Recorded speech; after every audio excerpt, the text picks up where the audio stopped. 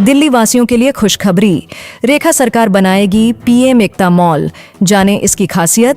दिल्ली सरकार राजधानी में पीएम एकता मॉल बनाने की तैयारी कर रही है। इस मॉल में दिल्ली समेत देश के विभिन्न राज्यों के पारंपरिक और जीआई टैग वाले उत्पाद एक ही छत के नीचे उपलब्ध होंगे। यह परियोजना वन डिस्ट्रिक्ट वन प्रोडक्ट योजना के तहत विकसित की जाएगी, जिससे कारीगरों और स्थानीय उद्यमियों को बढ़ावा मिलेगा।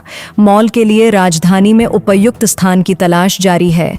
प्रस्तावित परिसर में सांस्कृतिक कार्यक्रमों, प्रदर्शनियों और फूड कोर्ट जैसी सुविधाएं भी होंगी, जबकि इस परियोजना के लिए करीब 100 करोड़ रुपए खर्च किए जाने की संभावना है। जल्दबाजी में ढोल पीटने लगे थे। सीएम रेखा का केजरीवाल पर हमला, एचसी ने भेजा नोटिस। दिल्ली हाई कोर्ट ने कथित शराब घोटाला मामले में पूर्व मुख्यमंत्री अरविंद केजरीवाल समेत 23 आरोपियों को नोटिस जारी कर जवाब मांगा है। अदालत ने फिलहाल ट्रायल कोर्ट की कार्यवाही टालने के निर्देश दिए हैं। इससे पहले ट्रायल कोर्ट ने सभी आरोपियों को आरोप मुक्त कर दिया था, जिसे सीबीआई ने हाई कोर्ट में चुनौती दी है। मामले को लेकर राजनीतिक बयानबाजी भी तेज हो गई है। मुख्यमंत्री रेखा गुप्ता ने इसे भ्रष्टाचार के खिलाफ कार्रवाई बताया। वहीं आम आदमी पार्टी का कहना है कि निचली अदालत के फैसले पर रोक न लगना सच्चाई की जीत है। गुरुग्राम में बड़ा हादसा। दीवार गिरने से 7 मजदूरों की मौत, कई मलबे में फंसे। गुरुग्राम के सिधरावली इलाके में सिग्नेचर ग्लोबल की निर्माणाधीन साइट पर बेसमेंट की खुदाई के दौरान मिट्टी धंसने से बड़ा हादसा हो गया। इस दुर्घटना में 7 मजदूरों की मौत हो गई, जबकि 4 मजदूर गंभीर रूप से घायल हो गए हैं। सभी घायलों को भिवाड़ी के जिला अस्पताल में भर्ती कराया गया है। बताया जा रहा है कि खुदाई के दौरान अचानक मिट्टी का बड़ा हिस्सा ढह गया, जिससे कई मजदूर मलबे में दब गए। मौके पर प्रशासन, पुलिस और बचाव दल राहत कार्य में जुटे हैं। घटना की जांच के आदेश दे दिए गए हैं। दिल्ली में एशिया का सबसे बड़ा फूड फेयर आहार 2026 भारत मंडपम में 14 मार्च तक आयोजन। दिल्ली के भारत मंडपम में मंगलवार से अंतर्राष्ट्रीय खाद्य और आतिथ्य व्यापार मेला आहार 2026 का आगाज होने जा रहा है। केंद्रीय मंत्री पीयूष गोयल इसका उद्घाटन करेंगे, जबकि चिराग पासवान विशिष्ट अतिथि होंगे। 5 दिनों तक चलने वाले इस मेले में 17 देशों के 1800 से अधिक प्रदर्शक भाग ले रहे हैं। यहां खाद्य उत्पादों के साथ पैकेजिंग तकनीक, कोल्ड चेन और आधुनिक उपकरणों का प्रदर्शन होगा। आयोजन में करीब 1 लाख व्यापारिक आगंतुकों के पहुंचने की उम्मीद है। गाजियाबाद में बच्चों के झगड़े ने लिया हिंसक रूप, ईंट पत्थर चले, महिला की मौत। गाजियाबाद के मुरादनगर की मालिक नगर कॉलोनी में 2 पक्षों के बीच हिंसक झड़प में एक महिला की मौत हो गई। बताया जा रहा है कि विवाद बच्चों के झगड़े से शुरू हुआ, जो धीरे धीरे बड़ों की लड़ाई में बदल गया। देर रात दोनों ओर से ईंट पत्थर और लाठी डंडे चले, जिसमें कई लोग घायल हो गए। पीड़ित परिवार का आरोप है कि हमलावर हथियार लेकर आए थे और घर में तोड़फोड़ भी की। यह घटना दिखाती है कि छोटी सी कहासुनी भी जब गुस्से में बदलती है तो उसका अंजाम बेहद दर्दनाक हो सकता है। दिल्ली में पिंक कार्ड बनवाने के लिए महिलाओं की लंबी कतार, ऑनलाइन प्रक्रिया न होने पर सवाल। बाहरी दिल्ली के मंगोलपुरी टर्मिनल पर पिंक कार्ड बनवाने के लिए महिलाओं की भारी भीड़ देखने को मिली। मुफ्त बस सेवा का लाभ लेने के लिए बड़ी संख्या में महिलाएं सुबह से ही केंद्र पर पहुंच गईं। लंबी कतारों में करीब 100 महिलाएं अपनी बारी का इंतजार करती दिखीं, जबकि कई महिलाएं थक कर जमीन पर बैठ गईं। बैठने की व्यवस्था भी बेहद सीमित रही। सर्वर डाउन और लंच ब्रेक के कारण प्रक्रिया बाधित होने से कई महिलाओं को टोकन नहीं मिला और उन्हें निराश होकर वापस लौटना पड़ा। कुत्ते के भौंकने से विवाद, 1.5 साल की बच्ची के पिता पर चाकू से हमला। पूर्वी दिल्ली के दल्लूपुरा इलाके में पालतू कुत्ते को लेकर हुए विवाद ने हिंसक रूप ले लिया। आरोप है कि 1.5 साल की बच्ची पर भौंक रहे कुत्ते को संभालने के लिए कहने पर महिला और उसके परिवार के लोगों ने बच्ची के माता पिता के साथ मारपीट की। इस दौरान बच्ची के पिता पर चाकू से हमला किया गया, जिससे वह घायल हो गए। उन्हें अस्पताल में इलाज के बाद छुट्टी दे दी गई। न्यू अशोकनगर थाना पुलिस ने मामला दर्ज कर आरोपियों की तलाश शुरू कर दी है। नांगलोई में डीटीसी बस हादसा, 1 की मौत, 4 घायल, गुस्साई भीड़ ने बस में लगाई आग। नांगलोई में डीटीसी बस से हुए भीषण हादसे में एक व्यक्ति की मौत हो गई, जबकि 4 लोग घायल बताए जा रहे हैं। हादसे के बाद गुस्साए स्थानीय लोगों ने बस में तोड़फोड़ कर आग लगा दी, जिससे इलाके में अफरा तफरी और जाम की स्थिति बन गई। दमकल विभाग ने करीब 11 बजे तक आग पर काबू पा लिया। पुलिस मामले की जांच कर बस चालक की पहचान में जुटी है। यह घटना याद दिलाती है कि सड़क सुरक्षा के साथ साथ हादसे के बाद संयम बनाए रखना भी समाज के लिए उतना ही जरूरी है। यूजीआर सफाई के कारण 10 से 11 मार्च को कई इलाकों में कम प्रेशर से आएगा पानी। यमुना पार के कई इलाकों में मंगलवार और बुधवार को पानी की सप्लाई कम प्रेशर से होने की संभावना है। दिल्ली जल बोर्ड के अनुसार भूमिगत जलाशयों की सफाई के चलते जलापूर्ति प्रभावित रहेगी। इसका असर शास्त्री पार्क, उस्मानपुर, जाफराबाद, वेलकम, सीलमपुर और आसपास के क्षेत्रों में देखने को मिलेगा। वहीं मौजपुर, ब्रह्मपुरी, जगजीत नगर और घोंडा गांव समेत कई इलाकों में 2 दिन तक पानी का दबाव कम रह सकता है। जल बोर्ड ने लोगों से अपील की है कि जरूरत के मुताबिक पहले से पानी का भंडारण कर लें। Yamuna Ganga expressway link road के लिए 16 गांवों की 740 एकड़ जमीन खरीदेगा। याइडा जेवर में बन रहे नोएडा इंटरनेशनल एयरपोर्ट को गंगा एक्सप्रेसवे से जोड़ने के लिए प्रस्तावित लिंक एक्सप्रेसवे परियोजना के लिए भूमि खरीद की प्रक्रिया शुरू हो गई है। करीब 74.3 किलोमीटर लंबे इस एक्सप्रेसवे के लिए 16 गांवों की लगभग 740 एकड़ जमीन खरीदी जानी है। यमुना विकास प्राधिकरण ने किसानों की सूची जारी कर आपत्तियां मांगी हैं और 1 महीने में भूमि अधिग्रहण पूरा करने का लक्ष्य रखा है। इस परियोजना से एयरपोर्ट, यमुना एक्सप्रेसवे और गंगा एक्सप्रेसवे के बीच आवागमन और औद्योगिक कनेक्टिविटी बेहतर होने की उम्मीद है। लोनी के 55 वार्डों में बनेंगे रैंप और पुलिया। अप्रैल से शुरू होगा काम।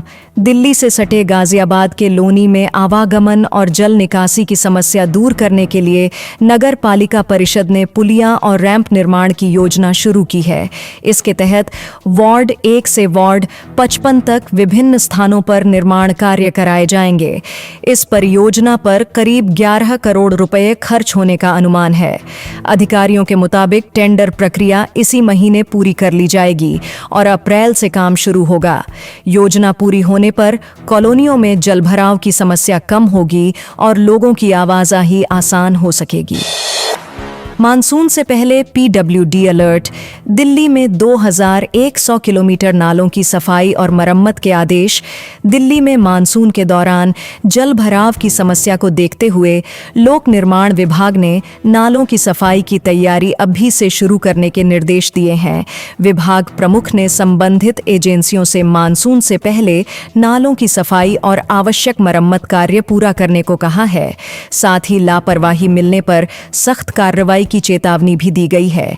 राजधानी में 2100 किलोमीटर से अधिक नालों की जिम्मेदारी पीडब्ल्यूडी के पास है। सरकार का कहना है कि ड्रेनेज मास्टर प्लान लागू होने तक अस्थायी उपायों से जलभराव कम करने की कोशिश की जाएगी। ऑर्गन डोनेशन पर एमओयू।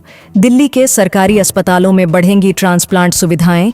दिल्ली सरकार ने राष्ट्रीय अंग प्रत्यारोपण कार्यक्रम के तहत केंद्र सरकार के साथ समझौता ज्ञापन पर हस्ताक्षर किए हैं। मुख्यमंत्री रेखा गुप्ता के अनुसार इस समझौते से दिल्ली में state organ and tissue transplant organisation की स्थापना का मार्ग प्रशस्त होगा। इससे अंगदान और प्रत्यारोपण से जुड़ी प्रक्रियाएं अधिक व्यवस्थित और पारदर्शी बन सकेंगी। नई व्यवस्था के तहत प्रतीक्षा सूची प्रबंधन, अंग आवंटन, अस्पतालों के बीच समन्वय और ग्रीन कॉरिडोर जैसी व्यवस्थाएं बेहतर होंगी। साथ ही अंगदान के प्रति जागरूकता बढ़ाने और चिकित्सा कर्मचारियों को प्रशिक्षण देने की भी योजना है। यूजीसी नियमों के खिलाफ जंतर मंतर पर प्रदर्शन अनुमति न होने पर कई हिरासत में। नई दिल्ली में यूजीसी के विवादित नियमों के विरोध में जंतर मंतर के पास राष्ट्रीय परशुराम सेना समेत कई संगठनों ने प्रदर्शन किया। इसमें उत्तर प्रदेश, उत्तराखंड, हिमाचल प्रदेश, बिहार और हरियाणा सहित विभिन्न राज्यों से लोग शामिल हुए। प्रदर्शनकारी जंतर मंतर धरना स्थल तक पहुंचने की कोशिश कर रहे थे, लेकिन अनुमति न होने के कारण पुलिस ने उन्हें रोक दिया। इस दौरान हंगामा होने पर कुछ लोगों को हिरासत में लिया गया, जिन्हें बाद में छोड़ दिया गया। प्रदर्शनकारियों ने नए नियमों को वापस लेने की मांग की। दिल्ली में मार्च में ही अप्रैल जैसी गर्मी, पहले हफ्ते में तापमान 5 डिग्री सेल्सियस ज्यादा। दिल्ली में इस बार मार्च की शुरुआत ही तेज गर्मी के साथ हुई है और लोगों को अप्रैल जैसी गर्मी का सामना करना पड़ रहा है। मौसम विभाग के अनुसार मार्च का पहला सप्ताह पिछले वर्ष की तुलना में करीब 5 डिग्री अधिक गर्म रहा है। रविवार को राजधानी का अधिकतम तापमान सामान्य से करीब 7 डिग्री ज्यादा दर्ज किया गया। तेज धूप के कारण दिन में गर्मी का असर बढ़ गया है। मौसम विभाग का अनुमान है कि आने वाले दिनों में भी तापमान ऊंचा बना रहेगा और फिलहाल गर्मी से राहत की संभावना कम है। भारत में 4 करोड़ बच्चे मोटापे के शिकार, तनाव बिगाड़ रहा खानपान। विशेषज्ञों के अनुसार लगातार तनाव बच्चों में मोटापे की समस्या बढ़ा रहा है। पढ़ाई का दबाव और प्रदर्शन की चिंता बच्चों की शारीरिक गतिविधियां कम कर रही है और खानपान की आदतें भी बिगड़ रही हैं। शोध बताते हैं कि तनाव के दौरान बढ़ने वाला हार्मोन कार्टिसोल भूख और मेटाबॉलिज्म को प्रभावित करता है, जिससे शरीर में वसा खासकर पेट के आसपास जमा होने लगती है। रिपोर्टों के अनुसार भारत में करोड़ों बच्चे और किशोर अधिक वजन या मोटापे से प्रभावित हैं, जिसे अब गंभीर सार्वजनिक स्वास्थ्य चुनौती माना जा रहा है।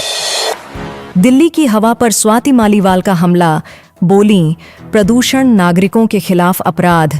आम आदमी पार्टी की राज्यसभा सांसद स्वाति मालीवाल ने राजधानी में बढ़ते प्रदूषण के मुद्दे को उच्च सदन में उठाते हुए इसे दिल्ली वासियों के खिलाफ अपराध बताया। उन्होंने सरकार से प्रदूषण रोकने के लिए युद्ध स्तर पर कार्रवाई की मांग की।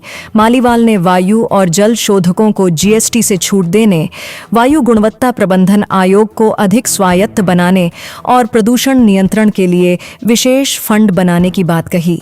साथ ही उन्होंने किसानों को पराली प्रबंधन के लिए प्रति एकड़ 5,000 रुपये मुआवजा देने की मांग भी रखी। दिल्ली में बनेगा सबसे लंबा छठ घाट, 33,000 लोग एक साथ कर सकेंगे पूजा। दिल्ली के शालीमार बाग, पीतमपुरा और आसपास के इलाकों में मुनक नहर के करीब 6 किलोमीटर लंबे हिस्से को रिक्रिएशनल एक्टिविटी जोन के रूप में विकसित किया जाएगा। सिंचाई और बाढ़ विभाग ने यहां राजधानी का सबसे लंबा छठ घाट बनाने की योजना तैयार की है, जिस पर करीब 35 करोड़ रुपए खर्च होंगे। इस घाट पर एक साथ लगभग 33,000 लोग छठ पूजा कर सकेंगे। इसके साथ ही सिंघलपुर ब्रिज को भी चौड़ा किया जाएगा, जिससे शालीमार बाग और पीतमपुरा के बीच कनेक्टिविटी बेहतर होगी और जाम की समस्या कम होने की उम्मीद है। ग्रेटर नोएडा में 12 एकड़ में बन रहा शहरी जंगल, लगाए जाएंगे 1 लाख पौधे। ग्रेटर नोएडा अथॉरिटी रायपुर बंगरगांव के पास करीब 12 एकड़ क्षेत्र में नया शहरी वन विकसित करने जा रही है। यह परियोजना सेक्टर XU3 और ओमिक्रॉन 1 के बीच स्थित भूमि पर मियावाकी पद्धति से तैयार की जाएगी। इस वन क्षेत्र में लगभग 1 लाख पेड़ लगाए जाएंगे, जिससे हरियाली बढ़ेगी और पर्यावरण को भी लाभ मिलेगा। परियोजना को कॉरपोरेट सामाजिक दायित्व के तहत सहयोग मिल रहा है, जबकि अगले 3 वर्षों तक पौधों की देखभाल और निगरानी भी की जाएगी। अधिकारियों के अनुसार इससे क्षेत्र में वायु गुणवत्ता सुधारने में मदद मिलेगी। दिल्ली मेट्रो के 2 नए रूट से सफर होगा आसान, घंटे भर का रास्ता 20 मिनट में। दिल्ली मेट्रो के फेज 4 के तहत मजलिस पार्क मौजपुर और दीपाली चौक मजलिस पार्क कॉरिडोर पर मेट्रो सेवा शुरू हो गई है। इससे उत्तर और पूर्वी दिल्ली के हजारों यात्रियों को बड़ी राहत मिलेगी। अब मजलिस पार्क से आनंद विहार तक बिना मेट्रो बदले करीब 40 मिनट में पहुंचा जा सकेगा। नए कॉरिडोर के शुरू होने से एनसीआर में मेट्रो नेटवर्क 416 किलोमीटर से अधिक हो गया है और स्टेशनों की संख्या भी बढ़कर 304 तक पहुंच गई है। इससे कई इलाकों की कनेक्टिविटी बेहतर होगी। दिल्ली चुनाव रद्द करने की मांग, एएपी सांसद संजय सिंह ने संसद में दिया नोटिस।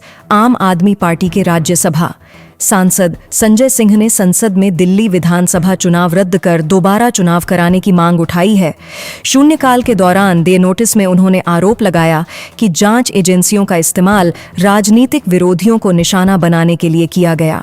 संजय सिंह ने दिल्ली आबकारी नीति मामले का जिक्र करते हुए कहा कि अदालत द्वारा आरोपियों को आरोप मुक्त किए जाने के बाद चुनाव की निष्पक्षता पर सवाल उठते हैं। उन्होंने सरकार से मामले की समीक्षा कर राजधानी में फिर से चुनाव कराने की मांग की। उत्तम नगर हत्याकांड पर सियासत तेज, सौरभ भारद्वाज बोले, पीड़ित परिवार से मिलने से रोका। उत्तम नगर में 26 वर्षीय युवक तरुण की हत्या के बाद दिल्ली की सियासत गर्मा गई है। पीड़ित परिवार से मिलने पहुंचे आम आदमी पार्टी के प्रदेश अध्यक्ष सौरभ भारद्वाज को दिल्ली पुलिस ने संवेदनशीलता का हवाला देते हुए रोक दिया। भारद्वाज ने आरोप लगाया कि उन्हें रोका गया, जबकि भाजपा के करीब 20 लोगों को अंदर जाने दिया गया। उनका कहना है कि युवा की मौत पर राजनीति हो रही है और जांच पर भी सवाल उठ रहे हैं। ऐसे मामलों में निष्पक्ष जांच और संवेदनशीलता ही जनता का भरोसा कायम रख सकती है। दिल्ली में बनने जा रहा 80,000 क्षमता वाला इंटरनेशनल क्रिकेट स्टेडियम दिल्ली विकास प्राधिकरण ने नरेला के सेक्टर G3 और G4 में मल्टी स्पोर्ट्स इंटीग्रेटेड स्टेडियम बनाने की योजना शुरू की है। करीब 75 एकड़ क्षेत्र में बनने वाला यह स्टेडियम लगभग 80,000 दर्शकों की क्षमता वाला होगा। यहाँ क्रिकेट के साथ तैराकी, टेनिस, बैडमिंटन, स्क्वैश और टेबल टेनिस जैसी खेल सुविधाएं भी विकसित की जाएंगी। परिसर में क्लब हाउस, एग्जीक्यूटिव कमरे, होटल और रिटेल स्पेस भी बनाए जाएंगे। परियोजना के लिए प्रस्ताव आमंत्रित कर दिए गए हैं और निर्माण कार्य 3 वर्ष में पूरा करने का लक्ष्य रखा गया है। बल्लभगढ़ में बिना लाइसेंस चल रही 61 मीट दुकानें होंगी सील। फरीदाबाद के बल्लभगढ़ में बिना लाइसेंस चल रही मीट की दुकानों के खिलाफ नगर निगम प्रशासन सख्त कार्रवाई की तैयारी कर रहा है। निगम के सर्वे में विभिन्न वार्डों में करीब 61 ऐसी दुकानें चिन्हित हुई हैं जिनके पास वैध ट्रेड लाइसेंस नहीं है। अधिकारियों के अनुसार दुकानदारों को पहले ही नोटिस देकर लाइसेंस बनवाने का मौका दिया गया था, लेकिन कई लोगों ने नियमों का पालन नहीं किया। अब वार्डवार कार्रवाई करते हुए इन दुकानों को सील किया जाएगा। स्थानीय लोगों ने भी स्वच्छता और नियमों के पालन के लिए सख्ती की मांग की है। यमुना बाढ़ से बचाव के लिए रिंग रोड किनारे बनेगी 4.7 किलोमीटर लंबी दीवार। दिल्ली में मानसून के दौरान यमुना का जलस्तर बढ़ने से बाढ़ की आशंका को देखते हुए सरकार ने रिंग रोड के किनारे बाढ़ रोधी दीवार बनाने की योजना बनाई है। मजनू का टीला से कश्मीरी गेट के पास लोहा पुल तक करीब 4.72 किलोमीटर लंबे हिस्से में यह दीवार बनाई जाएगी। इस परियोजना पर लगभग 50 करोड़ रुपए खर्च होंगे। अधिकारियों के अनुसार करीब 6 फीट ऊंची यह दीवार संवेदनशील इलाकों को बाढ़ के पानी से बचाने में मदद करेगी और आसपास के क्षेत्रों में जलभराव की समस्या कम होगी। यमुना पार की सड़कें बनी, मलबे का ढेर, हादसों का खतरा बढ़ा। पूर्वी दिल्ली के यमुना पार इलाके में कई मुख्य सड़कें अवैध रूप से डाले गए मलबे और निर्माण सामग्री के कारण डंपिंग जोन में बदलती जा रही हैं। गाजीपुर, कोंडली मोड़, प्रीत विहार और लक्ष्मी नगर जैसे इलाकों में सड़कों पर मलबे के ढेर लगे होने से 2 लेन की सड़कें 1 लेन तक सिमट गई हैं। स्थानीय लोगों का कहना है कि इससे हर समय दुर्घटना का खतरा बना रहता है और धूल प्रदूषण भी बढ़ रहा है। लोगों ने प्रशासन से कार्रवाई कर सड़कों को अतिक्रमण और मलबे से मुक्त कराने की मांग की है।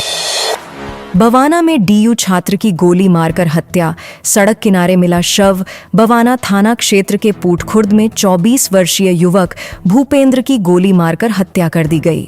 वह शनिवार शाम घर से निकला था और देर रात अज्ञात हमलावरों ने उसे 2 गोलियां मार दी। रविवार सुबह सड़क किनारे शव मिलने पर लोगों ने पुलिस को सूचना दी। पुलिस ने मामला दर्ज कर जांच शुरू कर दी है और आसपास लगे सीसीटीवी कैमरों की मदद से आरोपियों की पहचान की कोशिश जारी है। यह घटना एक बार फिर राजधानी में कानून व्यवस्था और युवाओं की सुरक्षा को लेकर गंभीर सवाल खड़े करती है। दिल्ली दंगा केस में शर्जील इमाम को अंतरिम जमानत, भाई की शादी में शामिल होने की अनुमति। दिल्ली की कड़कड़डूमा अदालत ने 2020 के दिल्ली दंगा साजिश मामले में आरोपी शर्जील इमाम को 10 दिनों की अंतरिम जमानत दे दी है। अदालत ने उन्हें छोटे भाई की शादी में शामिल होने और बीमार मां की देखभाल के आधार पर यह राहत दी। अतिरिक्त सत्र न्यायाधीश ने 20 मार्च से 30 मार्च तक की अंतरिम जमानत मंजूर की है। शर्जील इमाम पर दंगों का मुख्य साजिशकर्ता होने का आरोप है और उनके खिलाफ यूएपीए समेत विभिन्न धाराओं के तहत मामला दर्ज है। पुलिस सस्पेंड नहीं हुई तो जय श्री राम नहीं बोलूंगा। दक्ष चौधरी का आरोप, गाजियाबाद के अंकुर विहार क्षेत्र में हिंदू रक्षा दल के कार्यकर्ता दक्ष चौधरी ने पुलिस पर हिरासत में मारपीट का आरोप लगाया है। छेड़छाड़ के मामले में गिरफ्तारी के बाद जमानत पर बाहर आए दक्ष ने कहा कि चौकी में पुलिसकर्मियों ने उनके साथ मारपीट की। उन्होंने कुछ पुलिसकर्मियों के खिलाफ कार्रवाई की मांग करते हुए चेतावनी भी दी है। यह मामला होली के दिन रंग डालने को लेकर हुए विवाद से जुड़ा बताया जा रहा है। पुलिस अधिकारियों का कहना है कि आरोपों की जांच की जा रही है और तथ्यों के आधार पर कार्रवाई की जाएगी। डीडीए अब खुद करेगा आवासीय सोसाइटियों का मेंटेनेंस। 1 अप्रैल से लागू व्यवस्था। दिल्ली विकास प्राधिकरण 1 अप्रैल से अपने आवासीय परिसरों के फ्लैटों का रखरखाव खुद करने की तैयारी कर रहा है। नई व्यवस्था के तहत साफ सफाई, सुरक्षा, कॉमन एरिया की देखभाल और मरम्मत जैसे कार्य सीधे डीडीए की निगरानी में होंगे। इसके लिए फ्लैट मालिकों से हर 3 महीने में एक निर्धारित सर्विस शुल्क लिया जाएगा। अधिकारियों के अनुसार यह व्यवस्था रोहिणी, द्वारका, नरेला और वसंत कुंज सहित कई आवासीय परिसरों में लागू की जाएगी ताकि रखरखाव से जुड़ी शिकायतों को दूर किया जा सके। उत्तम नगर हत्याकांड, 14 गिरफ्तार, 3 महिलाएं हिरासत में। उत्तम नगर में होली के दिन गुब्बारा फेंकने के विवाद में हुई तरुण की हत्या मामले में पुलिस जांच तेज हो गई है। अब तक 14 आरोपियों को गिरफ्तार किया जा चुका है और 3 महिलाओं को हिरासत में लेकर पूछताछ की जा रही है। पुलिस तकनीकी साक्ष्यों और कॉल रिकॉर्ड के आधार पर साजिश की कड़ियां जोड़ रही है। इसी बीच एक आरोपी के घर अवैध निर्माण पर बुलडोजर कार्रवाई भी हुई, जिसे भाजपा नेताओं ने समर्थन दिया। यह मामला दिखाता है कि छोटी सी तकरार भी हिंसा में बदल सकती है, इसलिए समाज में संयम और संवाद की जरूरत और बढ़ जाती है। नूंह में महिला 3 बेटियों संग 70 फुट गहरे कुएं में कूदी, 2 शव बरामद। हरियाणा के नूंह जिले के फिरोजपुर झिड़का क्षेत्र के बदोपुर गांव में एक दर्दनाक घटना सामने आई है। यहां एक महिला अपनी 3 बेटियों के साथ कुएं में कूद गई। घटना में 2 बच्चियों के शव बरामद कर लिए गए हैं, जबकि महिला और एक बच्ची की तलाश जारी है। पुलिस और गोताखोरों की टीम मौके पर बचाव अभियान चला रही है। प्रारंभिक जांच में मामला घरेलू कलह से जुड़ा माना जा रहा है। पुलिस का कहना है कि सभी पहलुओं की जांच की जा रही है और परिजनों के बयान दर्ज किए जाएंगे। गाजियाबाद में कफ सिरप तस्करी पर बड़ा एक्शन, 12.5 करोड़ की संपत्ति फ्रीज। गाजियाबाद पुलिस ने कोडीन युक्त कफ सिरप की तस्करी के मामले में बड़ी कार्रवाई करते हुए अंतर्राष्ट्रीय गिरोह से जुड़े आरोपियों की करीब 12.5 करोड़ रुपए की संपत्ति फ्रीज कर दी है। अधिकारियों के अनुसार यह कार्रवाई एनडीपीएस कानून के तहत की गई। इससे पहले भी एक आरोपी की करीब 2 करोड़ रुपए की संपत्ति कुर्क की जा चुकी है। जांच में सामने आया कि गिरोह प्रतिबंधित कफ सिरप को अलग-अलग स्थानों से इकट्ठा कर देश के विभिन्न राज्यों और विदेशों तक तस्करी करता था। पुलिस मामले में आगे की जांच कर रही है। फरीदाबाद पलवल में 10 साल में बसी 1000 अवैध कॉलोनियां, जांच शुरू। फरीदाबाद और पलवल जिलों में पिछले करीब 10 वर्षों में 1000 से अधिक अवैध कॉलोनियां काटे जाने का मामला सामने आया है। पंजाब हरियाणा हाईकोर्ट के निर्देश पर राज्य सतर्कता एवं भ्रष्टाचार निरोधक ब्यूरो इसकी जांच कर रहा है। जांच में यह पता लगाया जा रहा है कि इतनी बड़ी संख्या में कॉलोनियां कैसे विकसित हुईं और संबंधित विभागों ने इन्हें रोकने के लिए क्या कदम उठाए। अधिकारियों के अनुसार अवैध कॉलोनियों के कारण सरकार को राजस्व का नुकसान भी हुआ है और बुनियादी सुविधाओं पर अतिरिक्त दबाव बढ़ रहा है। UER 2 के बाद द्वारका के हाथी चौक पर जाम कम करने की तैयारी, NHAI करेगा बदलाव। दिल्ली में अर्बन एक्सटेंशन रोड 2 शुरू होने के बाद द्वारका के हाथी चौक, भरथल चौक और धूल सिरस चौक पर जाम की समस्या बढ़ गई है। खासकर हाथी चौक पर वाहनों को आगे बढ़ने के लिए लंबा चक्कर लगाना पड़ता है, जिससे ट्रैफिक प्रभावित हो रहा है।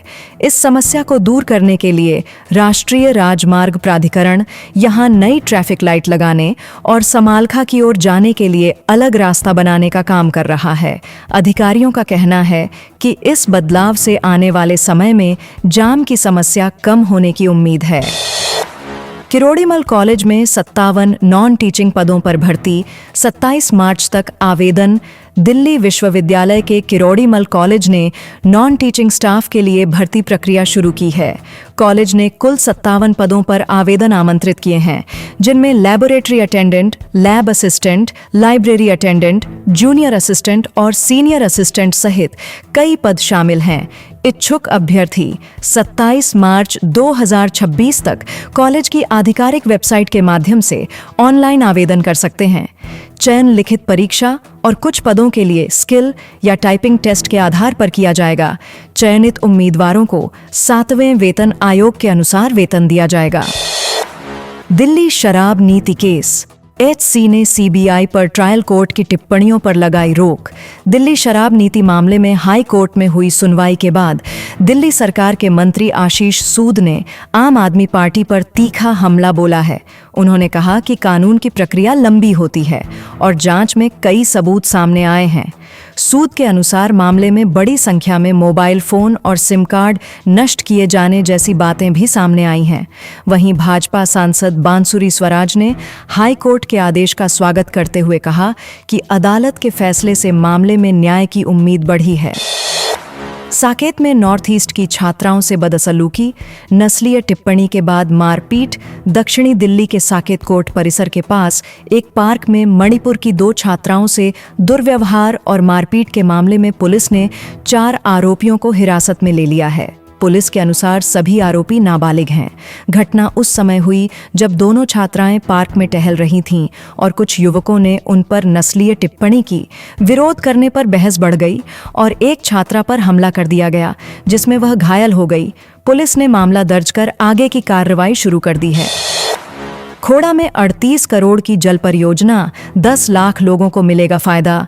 गाजियाबाद के खोड़ा क्षेत्र में पेयजल संकट दूर करने के लिए बड़ी योजना शुरू की गई है। करीब 38 करोड़ रुपए से अधिक के बजट से नई पाइपलाइन, ट्यूबवेल और अंडरग्राउंड वाटर टैंक का निर्माण किया जाएगा। अधिकारियों के अनुसार 8.5 लाख लीटर क्षमता का भूमिगत जलाशय बनाया जाएगा और कई वार्डों में नई पाइपलाइन बिछाई जाएगी। इस परियोजना से इलाके के लगभग 10 लाख लोगों को राहत मिलने की उम्मीद है। प्रशासन का कहना है कि लंबे समय से चली आ रही पानी की समस्या को दूर करने के लिए काम शुरू कर दिया गया है। अशोक विहार में 10 लाख की कोकीन के साथ ड्रग तस्कर गिरफ्तार। उत्तर पश्चिम दिल्ली के अशोक विहार इलाके में ड्रग्स सप्लाई करने आए एक युवक को पुलिस की स्पेशल टास्क फोर्स ने गिरफ्तार किया है। आरोपी की पहचान अभिषेक अस्थाना के रूप में हुई है। उसके कब्जे से करीब 11 ग्राम कोकेन और एक स्कूटी बरामद की गई है। पुलिस के अनुसार बरामद कोकेन की कीमत करीब 10 लाख रुपए आंकी गई है। प्रारंभिक जांच में सामने आया है कि आरोपी इलाके में ड्रग तस्करी का नेटवर्क बढ़ाने में सक्रिय था। पुलिस उससे पूछताछ कर पूरे सिंडिकेट के बारे में जानकारी जुटा रही है। वीडियो पसंद आया हो तो लाइक करें, चैनल सब्सक्राइब करें और दोस्तों के साथ शेयर जरूर करें। धन्यवाद।